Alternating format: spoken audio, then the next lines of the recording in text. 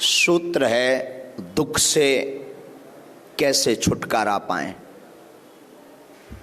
बहुत लोगों का प्रश्न रहता है, बहुत लोग आते हैं, महाराज हम बड़े दुखी हैं, छुटकारा पाना चाहते हैं।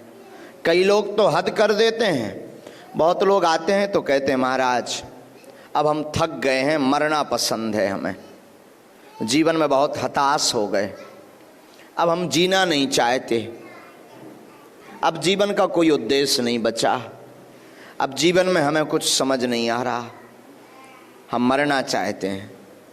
ऐसा बहुत लोग कहते हैं, क्वेश्चन करते हैं, क्या आपको लगता है कि आप मरना चाह रहे हैं? क्या आपको लगता है आपके रास्ते बंद हो गए? क्या आपको लगता है कि अब हमारा कोई नहीं है? बड़ी बात तो यह है, परमात्मा भगवान ईश्वर हनुमान जी अगर आपको बोल दे कि चिंता मत करो, बहुत जल्दी कृपा होने वाली है, तो आप फिर दौड़ने लगते हो। अभी आप हारे नहीं हो। एक हमारे मित्र हैं, बहुत अच्छे, मुंबई में रहते हैं, बहुत प्यारे हैं, बिजनेसमैन हैं। कभी कभी उनसे हमारी चर्चा होती है तो वो एक बात बहुत अच्छी बोलते हैं, गुरुदेव कहते हैं गुरुदेव, गुरुजी। हमने कहा हाँ। बोले जीवन में हारता वो व्यक्ति है जिससे जीत की चाह होती। हमने कहा मतलब? बोले जो जीत की कामना को लेकर के, विजय प्राप्ति की कामना को लेकर के काम करता है अथवा स्ट्रगल करता है वो हारता है, और जो पहले से ही हार मान चुका हो भला वो क्या हारेगा? जिसने अपने जीवन में ये कह दिया कि मुझे जीतना है ही नहीं, उसे कोई नहीं हरा सकता। जिसने ये कह दिया कि मैं हारा हुआ हूं, उसे कोई नहीं हरा सकता। हम लोग त्रुटि क्या करते हैं? हम लोग गलती ये करते हैं कि संसार पर आशा करते हैं, जगत पर, लोगों पर, फ्रेंड सर्कल में आशा करते हैं। सत्य तो यह है कि जहां आशा है वहीं निराशा है, वहीं दुख है। जहां आपने आशा की वहीं दुख है। आपने बागेश्वर धाम से आशा की, बागेश्वर धाम पर किसी व्यक्ति से आशा की तो दुख है, पर बागेश्वर धाम पर बालाजी से आशा की, हनुमान जी से आशा की तो सुख प्राप्त होगा। ये दुख से बचने का उपाय है। आशा एक राम जी से, बाकी आशा छोड़ दे। नाता एक राम जी का, दूजा नाता तोड़ दे। आशा अगर जीवन में रखनी है तो केवल राम जी से रखो, भगवान से रखो। तो बहुत लोगों का प्रश्न है महाराज दुखी रहते हैं, क्या उपाय? बढ़िया उपाय तो यही है कि सुखी होने के लिए मत घूमो, प्रसन्न होने के लिए मत घूमो।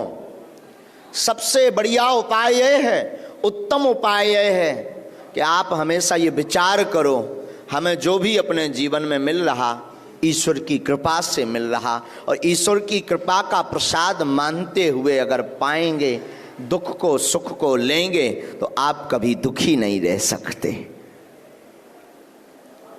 दुख से बचने का यही उपाय है। आप लोग सोचो कि महाराज शायद कोई मंत्र बताएंगे दुख से बचने का।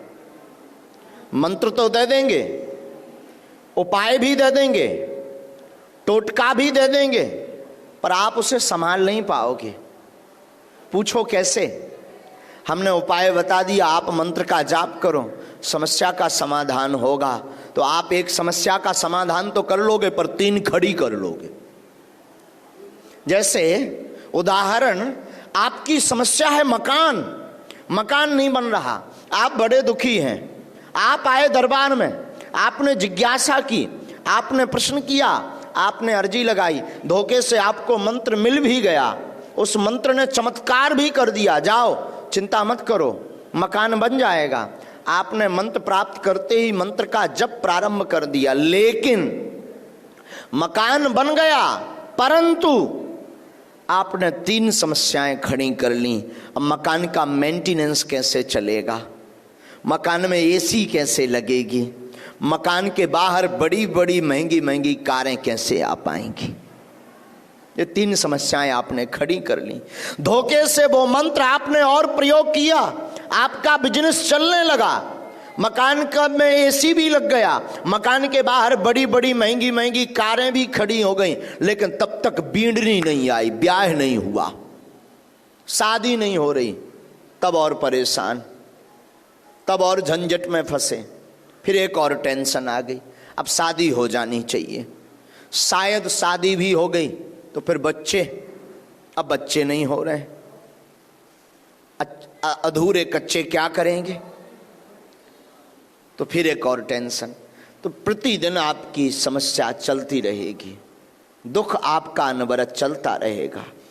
अगर आप चाहते हो कि हम कभी दुखी ना रहें, अगर आप चाहते हो कि हम कभी निराश ना रहें, अगर आप चाहते हो कि हम सदैव मुस्कुराते रहें, अगर आप चाहते हो कि हमारे जीवन में प्रसन्नता रहे, अगर आप चाहते हो कि हमारे जीवन में समृद्धता रहे, अगर आप चाहते हो कि हमारे जीवन में वैभव रहे, अगर आप चाहते हो कि हमारे जीवन में कीर्ति हो, अगर आप चाहते हो कि हमारे जीवन में यश हो, अगर आप चाहते हो कि हमारे जीवन में आनंद हो, अगर आप चाहते हो कि हमारे जीवन में सच्चा सुख हो, अगर आप चाहते हो कि हमें मोक्ष निर्वाण की प्राप्ति हो, अगर आप चाहते हो कि हमें ईश्वर का साक्षात्कार हो, तो किसी गुरु के चरणों को पकड़ना सीख जाओ, किसी महापुरुष के चरणों को पकड़ना प्रारंभ करो, किसी संत सिद्ध पुरुष के चरणों को पकड़ना प्रारंभ करो। आपके जीवन की अलाय, आपके जीवन की बाधा, आपके जीवन की ललकता, आपके जीवन की जिज्ञासा, आपके जीवन के प्रश्न, आपके जीवन के परेशानियां वो महापुरुष खींच लेगा। शायद कल रात को हम एक बात बता रहे थे, एक शब्द है, बहुप्रचलित शब्द, जिसका नाम है छत्र और छाया। सुना है? छत्र छाया। सब लोग कहते हैं ना, भगवान की छत्र छाया बनी रहे, गुरुजी की मेहर बनी रहे, बालाजी की छत्र छाया बनी रहे, संतों की छत्र छाया बनी रहे, ऐसा बोलते हैं ना। ये शब्द का अर्थ है जानते हैं?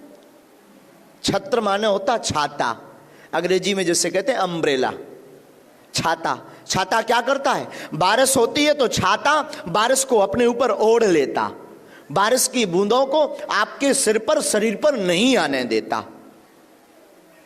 उसी प्रकार आपके जीवन में किसी गुरु, किसी संत, किसी महापुरुष का छत्र बरद हस्त अगर हो जाए तो संकटों की बारिश आपके जीवन में कुछ नहीं बिगाड़ सकती।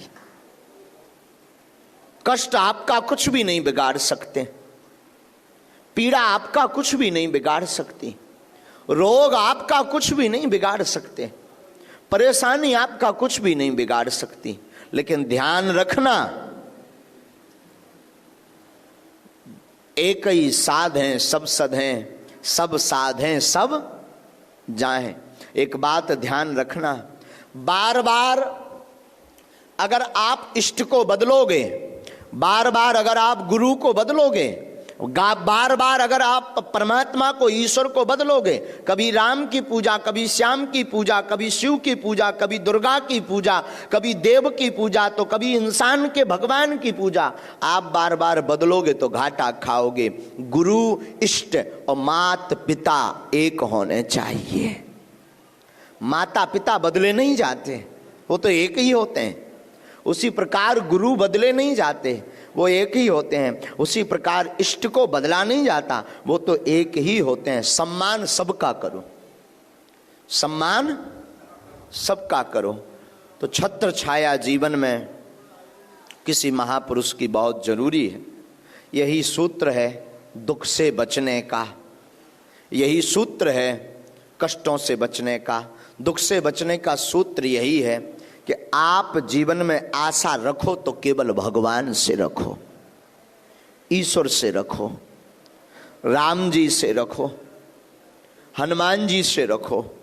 बाकी जगत में किसी से आशा मत रखो। संसार में आशा रखोगे तो घाटा ही घाटा खाओगे। और घाटा तो कुछ लोग समझने में भी खाते हैं।